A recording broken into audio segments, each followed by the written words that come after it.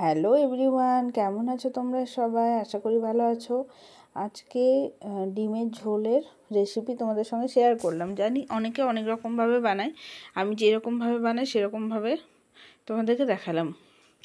ডিম আলুটা প্রথমে সেদ্ধ করে নিলাম, তারপর ডিম আলুটা ছাড়িয়ে নিলাম খোসাগুলো।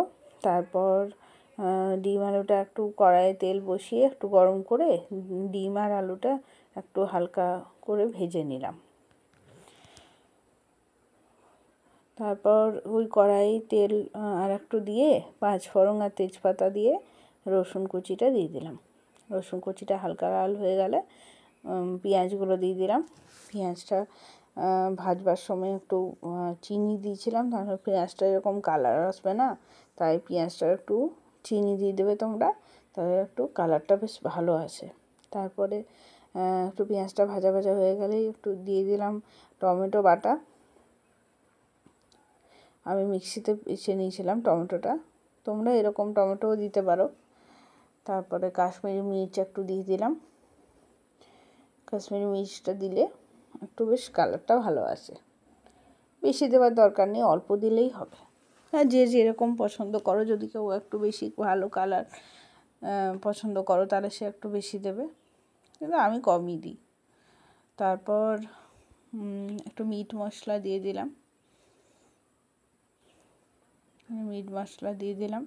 মিট মশলাটা আমি আগেই দিলাম, বেশ ভালো হয়। কষতে কষতে যদি একটু মিট মশলা দিয়ে দাও না, বেশ কষাটার সঙ্গে বেশ ভালো, বেশ গন্ধটা ছড়ায় আর কি।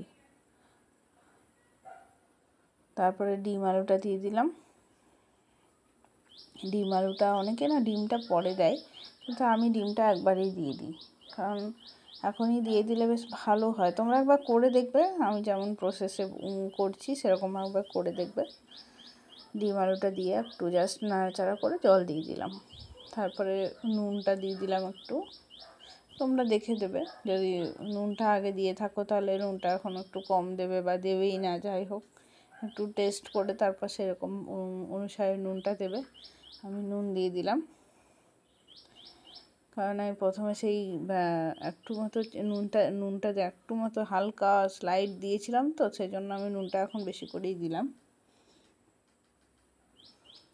নুন দিয়ে ঢাকা দিয়ে দিলাম, তারপর কিছুক্ষণ হতে দিলাম, ব্যাস হয়ে গেল।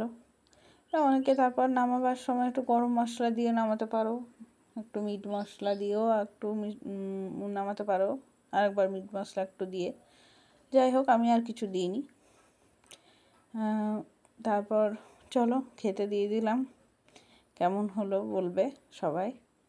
চলো, টাটা বাই।